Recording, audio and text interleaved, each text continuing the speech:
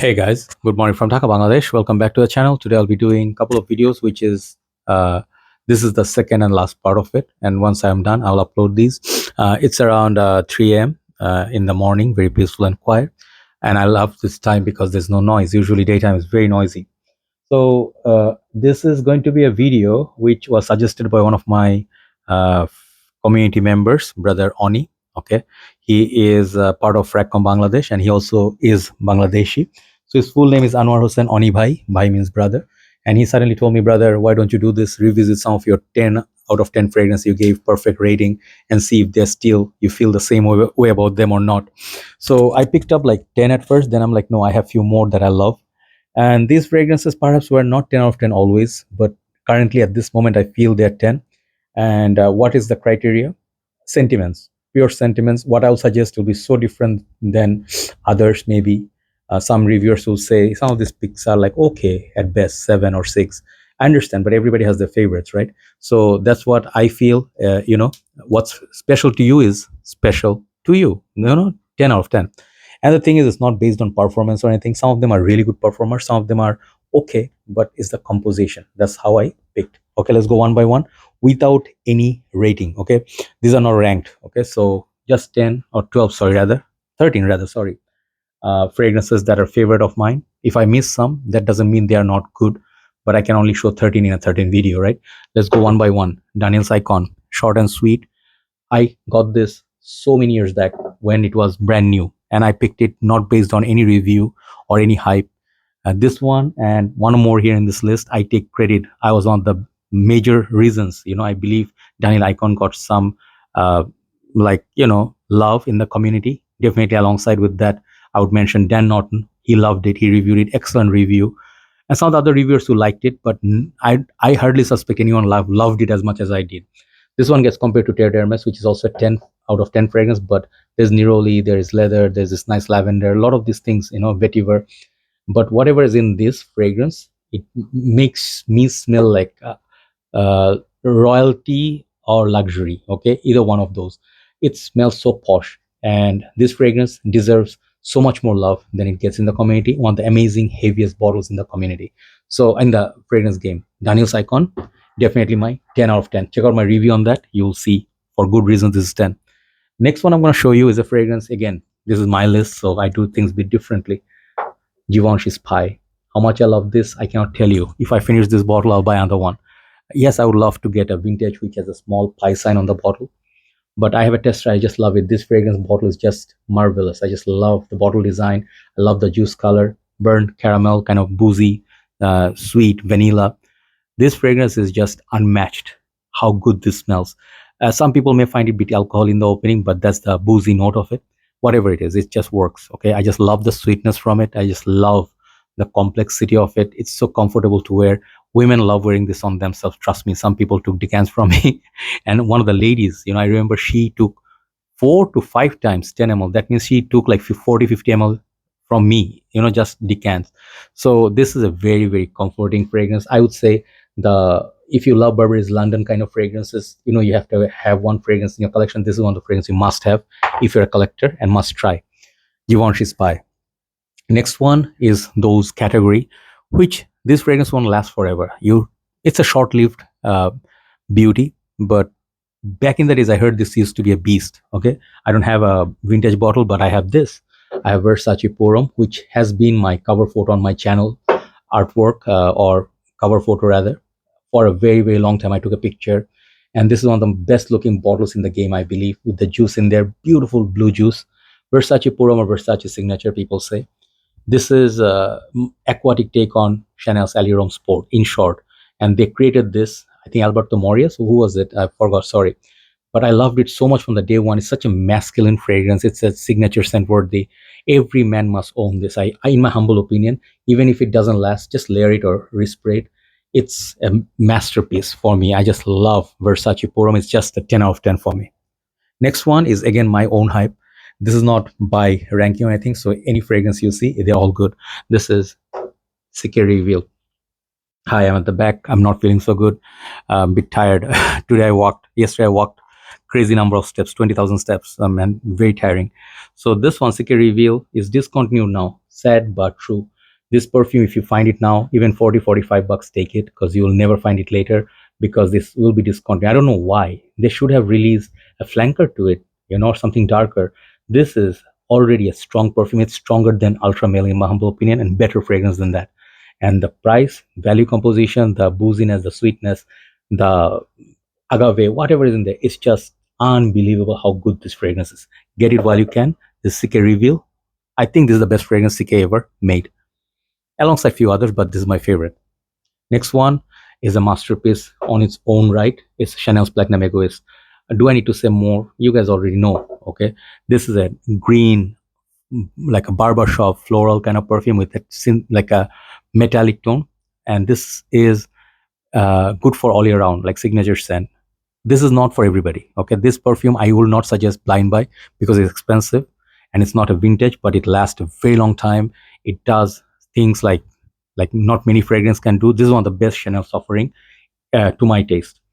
What else is good about it? In winter it will warm you up, in the summer it will cool you down. That's the property that Mark, my fragrance guru, said about this fragrance, Platinum Egoist. I love this over Egoist, let's just say that. Okay, this is Chanel's masterpiece. I'm just glad it's still selling. Next one, let's go from this side. Bentley For Men Intense. What's so great about it is it's strong, it's boozy, it's cognac, I think, or what was it? Ah, man, I forgot the boozy note, but it has sandalwood, spices, lasts forever. I call this money in the bank. This is one fragrance. If I ever hear it's gonna be discontinued, I'll get 10 bottles. I swear I need this for rest of my life. Amazing looking bottle. Just gonna go a little bit fast because it's getting too long, the video. Bentley For Men Intense, another 10 out of 10. Next one I'm gonna go. It's again one fragrance I think perhaps will not call like a masterpiece at that time when I tried first. I felt it was okay.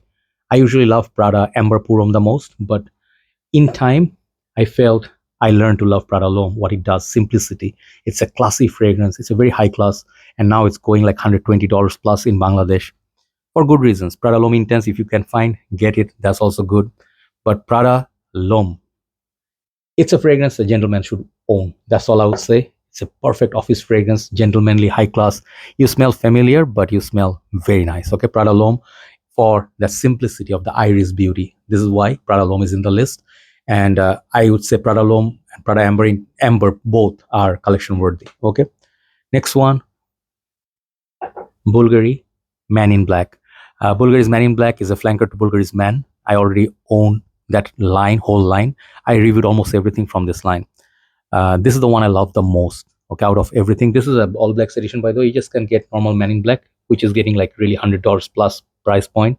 Don't know why is discounting. I don't know, but you need to try this fragrance once. Tuberose, the rum, the leather, the pepper, and then the tobacco. It's a manly man fragrance. If you love Spice Bomb, this is a more macho version of that. Okay, serious fragrance, signature scent worthy, sweet, spicy, boozy.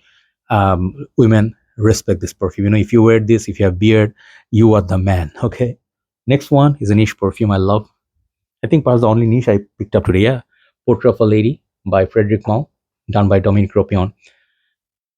When I tried it for the first time, I felt, I had tried the darker version of these, like the Moon, the Dawn, all those fragrances. I own, I think, one of them, the darker ones, but I could not wear it. They're more expensive one, exclusive ones are too much. This is the right amount of rose. I had a sample. I thought I was not gonna buy it. I had Synthetic Jungle. I got few more, right? I love Iris, Pudra.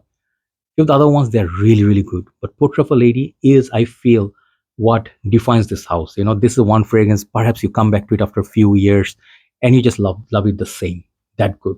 Eternal Longevity, one of the best rose-based fragrances ever. Very mysterious, very beautiful. It's like a Mona Lisa. 10 of 10. Paul, P-O-A-L, Portrait of a Lady. Next one, we're gonna go Dior Fahrenheit, massive bottle next to the other ones because it's 200 ml. It's a 2012 version I have. Older version of Fahrenheit you can get is better, okay? Because Fahrenheit, currently the formulation is not as potent as before and doesn't have all the ingredients that used to have. Leather, I think this one has the gasoline note, then the violet leaves, it has some, I think maybe vetiver, something green at the base. So it's a leather fragrance with a lot of like character. this has been copied like to death by many houses, right? For good reasons. Fahrenheit will never go out of my love radar or love zone.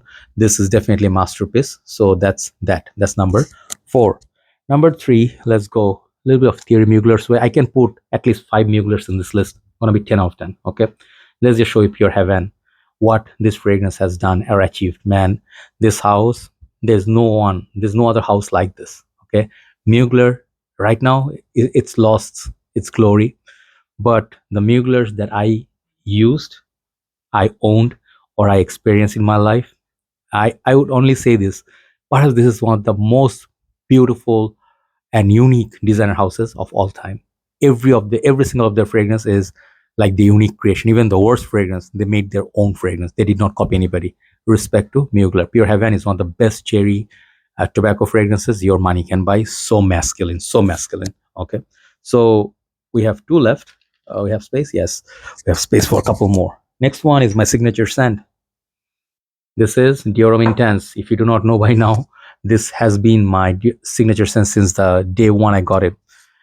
And why Dior Intense? Dior Intense because it's got the iris, it got sweetness, it got some leather to my nose, and this fragrance is very long lasting.